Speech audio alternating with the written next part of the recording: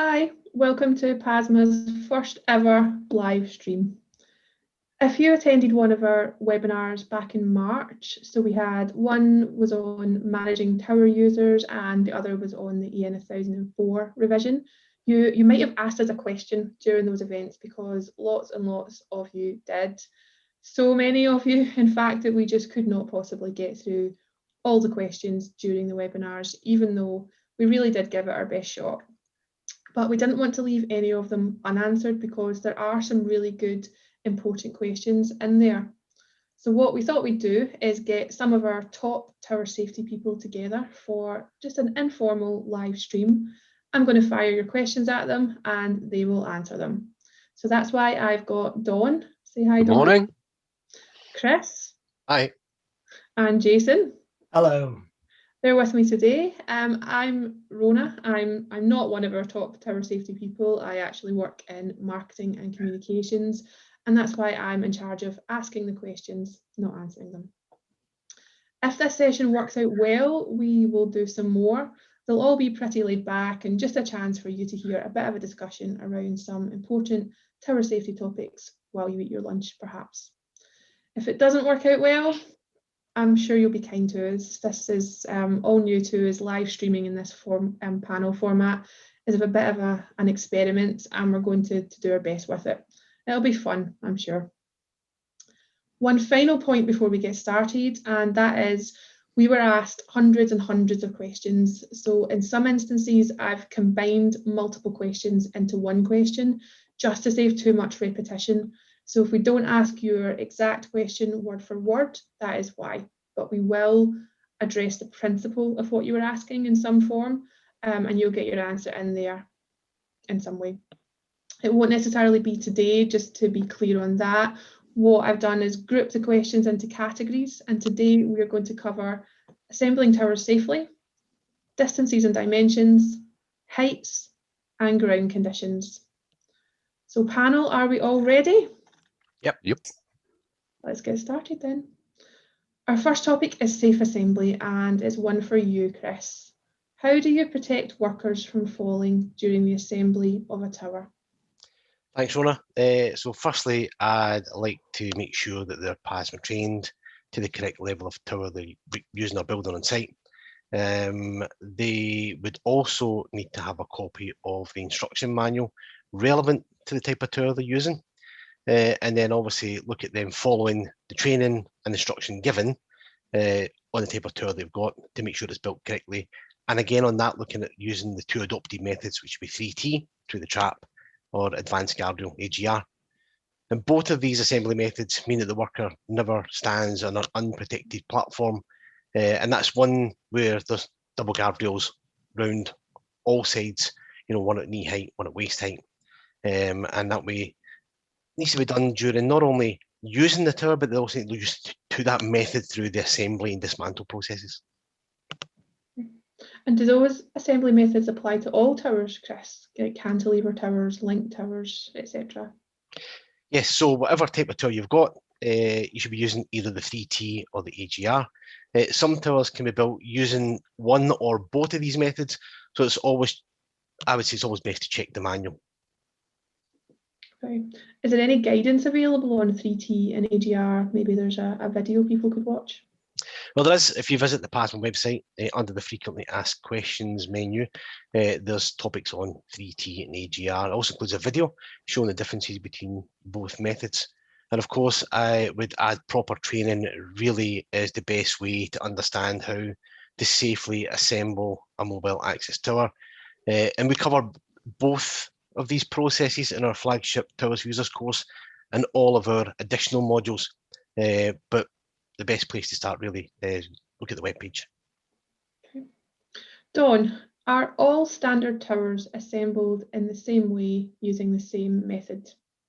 No, they're not all the same. And that's why you need to follow the instruction manual for the make and model of tower that you're using. It's important to point that one out. It must be for the make and model of tower that you're using. And although most towers do or should follow the principles of 3T, or they use an AGR system, the way that they fit together, and that's could be the position of the braces, the platforms, the size of the stabilizers, and lots of other things, they can all be different. So that's why you must follow that user instruction. You manage PASMA's technical committee, Dawn, so you speak to tower manufacturers regularly. Do you think we could ever have a world where towers are all assembled in the same way? So could we have a standard assembly method across the board?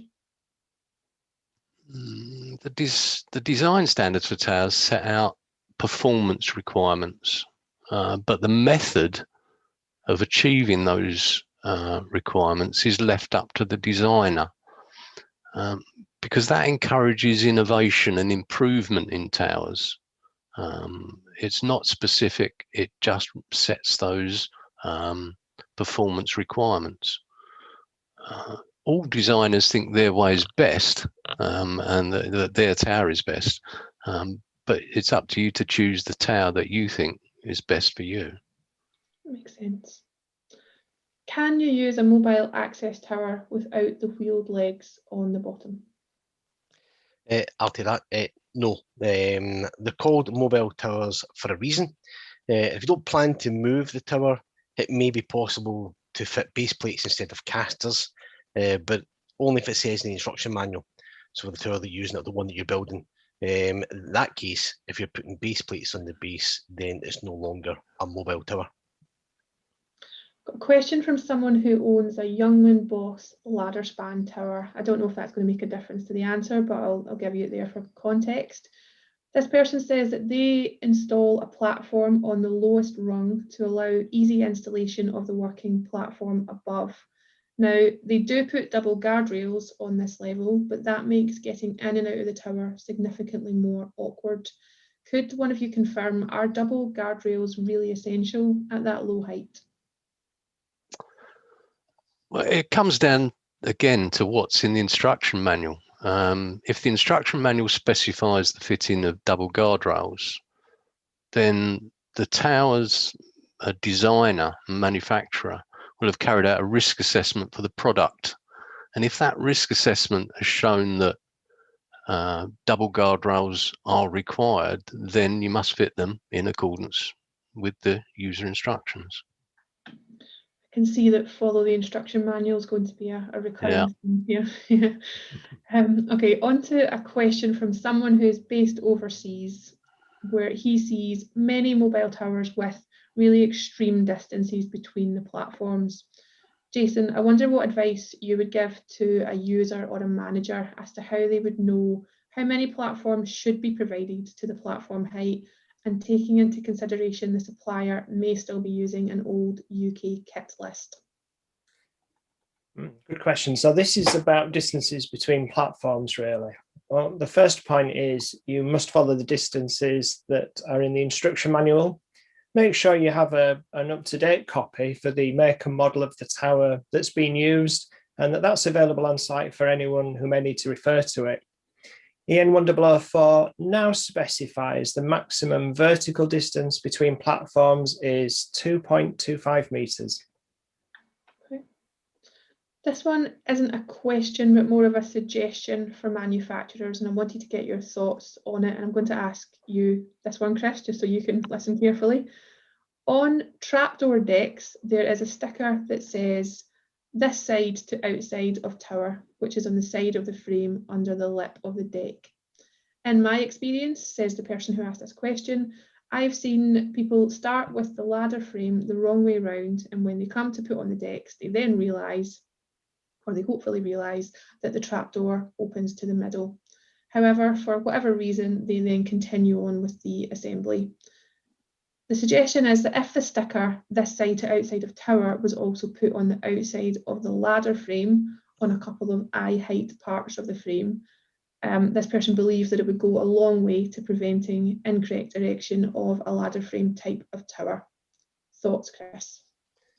So, some manufacturers do attach labels to platforms or frames, but I'd remind anyone assembling towers to follow the user instructions, because the labels might not stand the test of time. So by installing stabilizers or weather or rubbing up against it, and you know, it's not going to stand the test of time. So it's always best to have the manual with you. That's going to keep you right. That's why it's important to have an up-to-date copy. Again, looking at, because some manufacturers or some rental companies may have their own one for the tower that's been available on site.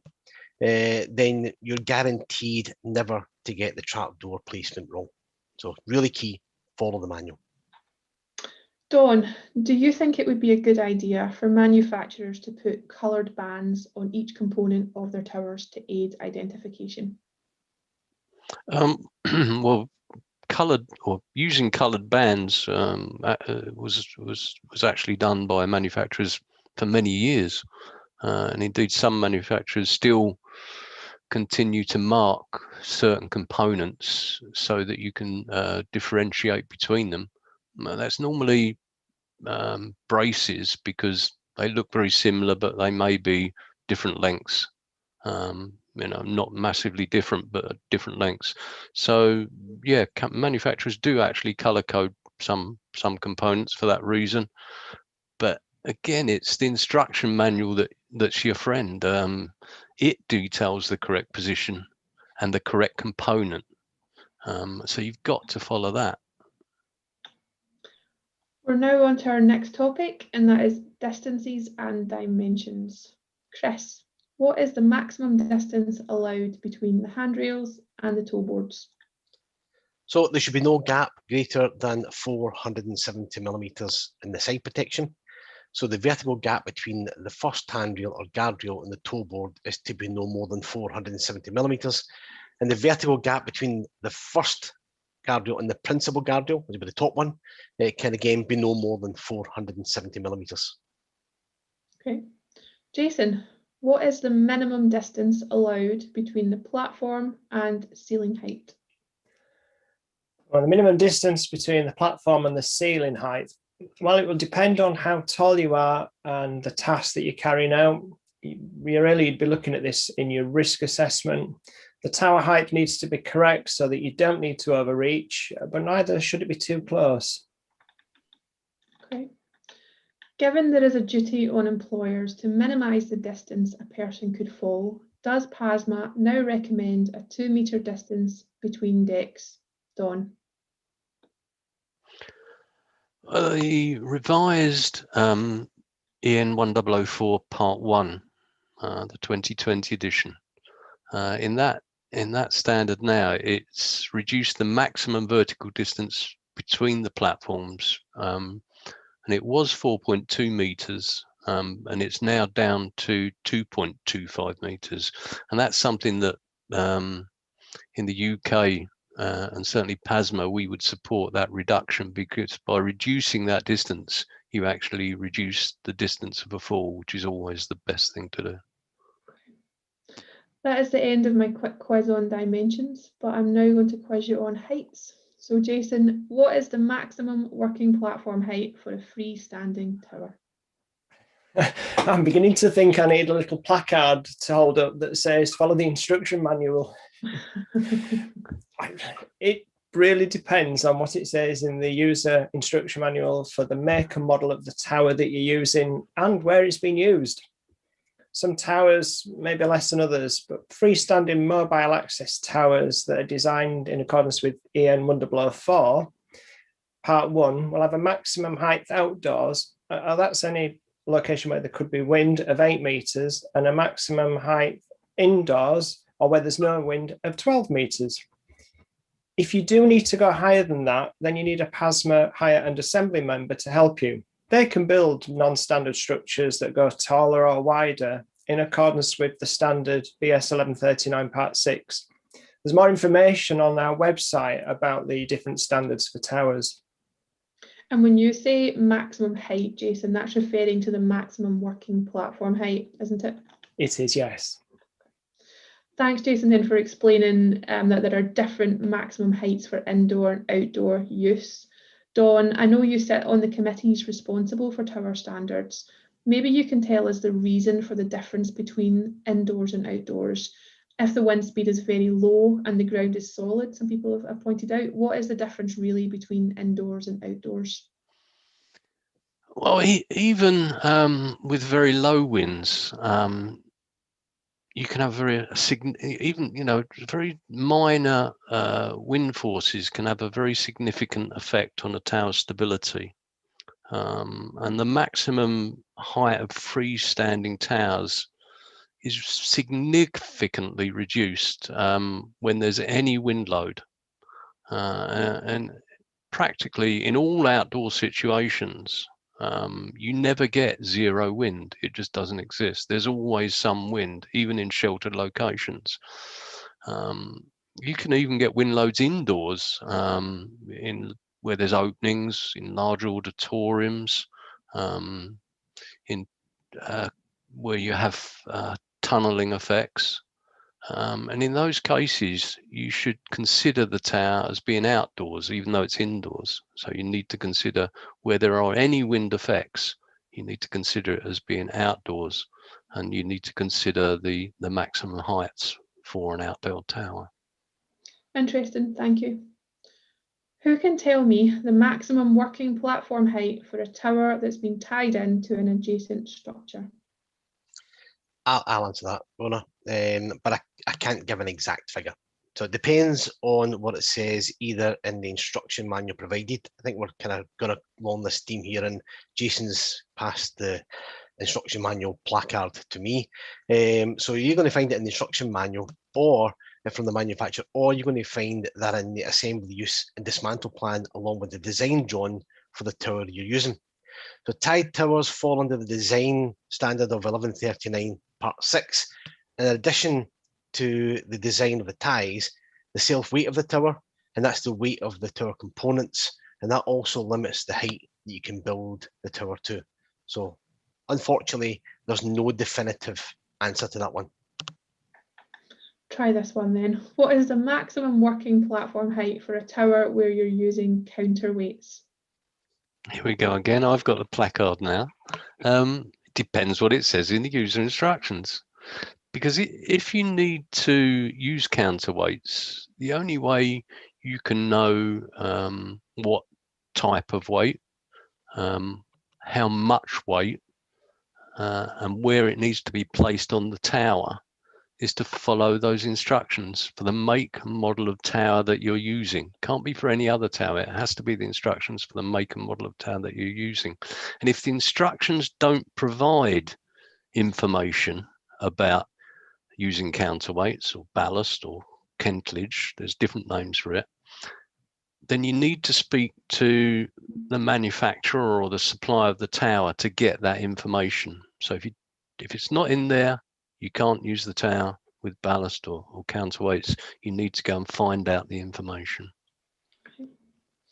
If a worker has completed PASMA's one-day Towers for Users training course, what is the maximum height that they can build a tower to, Chris? So the Towers for Users course covers EN 1004 mobile access towers. And as Jason had said earlier, these towers have a maximum height outdoors, so that's where there's an effective wind of 8 meters, and a maximum height of 12 meters indoors where there's no wind. But again, thinking about what Don said, that some indoor areas can have wind, so you need to bear that in mind when you're building your tower. Is there an internationally agreed upon definition of working at height? People have asked how far off the ground you need to be.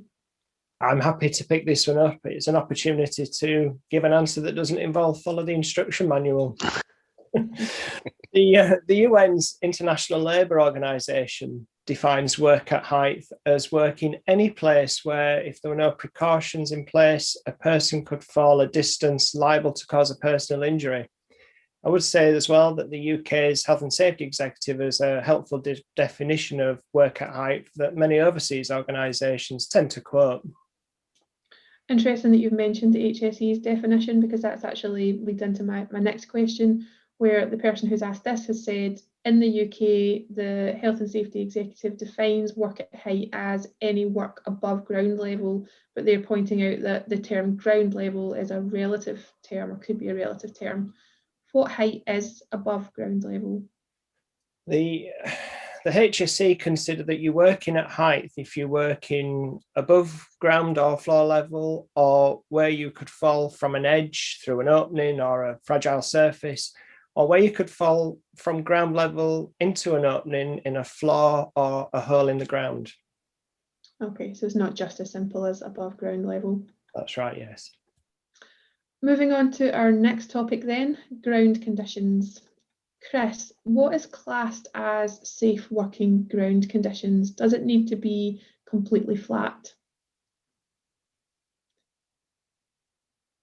Sorry, I hadn't unmuted myself there. I was just about to remind you, but I saw by your No. face that you'd realised. Always the usual. I was too engrossed in your question, I actually forgot to unmute myself.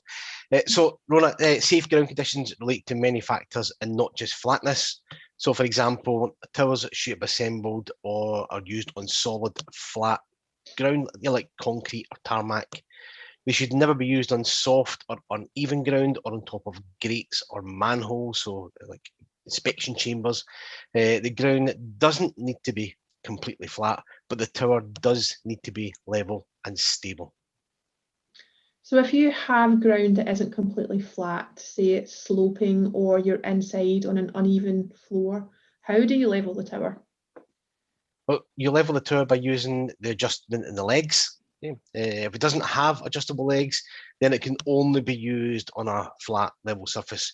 You'd see these more in things like low-level products or podiums. So the maximum slope that a tower can be used could depend on the size of the tower, the type of the surface and its condition. And if you're unsure, check the manual, seek advice from the supplier, and all of these people are going to give you that information. Use the spirit level. So, if you use the spirit level, if you move the tower, re-level the tower. So it's important to make sure that you use the spirit level when you're leveling tower. And what about using towers on unstable ground? Well, the ground must be strong and stable enough to support the total point loads of the tower, people, tools, material, all of that equates into that. So if the surface is unstable, then you may need to modify the surface to make it stable before you can use the tower on it. So, and if you intend to move the tower, then it becomes even more critical that you check the surface is suitable. So plan what you're doing, plan your move, check the ground area, make sure it's flat, level, solid. If the surface can't be modified, and then you need to dismantle the tower and take it down and rebuild it in a new location. Jason, if you were assessing the ground to make sure it's safe, can you talk us through the process that you would use, the steps you'd follow? Yeah, certainly. Picking up on what Chris has just said, really, there are a few precautions to take when you're assessing the ground that you want to build mobile towers on. And these are the things that I'd consider as part of a task-specific risk assessment. You want solid foundations. The ground needs to be solid, no underground structures or voids. So no building on loose surfaces, cable tracks or utility oil covers. You don't want any hidden surprises. You do want a level surface. Ideally, you want a flat level surface that is capable of taking the tower's combined weight. That's the structure and the people and materials. Be mindful of the location. Will the tower create any obstructions? You might want to consider the consequences for other operatives, pedestrians, members of the public, who may have to take an alternative route because of this. I would caution, I would remind people, I would say, remember that ground conditions are only part of the issue. You also need to consider overhead obstructions. Take extra care when you're working near to or adjacent to electricity or RF telecommunications equipment as well. Great point. Chris, we started with you and we're going to finish with you as well. Our last question is, can you erect a 5-metre tower on a computer floor, or you might call it a raised access floor, like those typically used inside office buildings? A yes and no answer isn't possible, I'm afraid. It depends on the strength of the floor and its ability to support. And I'll go back to some of the things that we've covered previously, the loads, the tower load with the people and the equipment on it. You can only really get that information from the occupier of the building or the supplier of the floor. So the total point loads generated from the tower would depend on the make, the model, and the work that's being carried out. And you get that information about tower weights from the user manual, surprise, surprise. And you should now know the combined weight of the people, the tools, material before you start working from the tower. Okay. Well, that is all we've got for today. Thank you so much to our panel. That was Chris Smith, Jason Carlton and Dawn Ayres. Also to my colleagues who are working behind the scenes to plan, promote and live stream this session. Don't think that went too badly, did it, for our first time?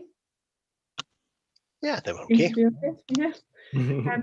But thanks most of all to everyone who submitted a question. I hope that today's answers helped. The recording of this session will be available on our YouTube channel shortly, so you'll have it as a reference.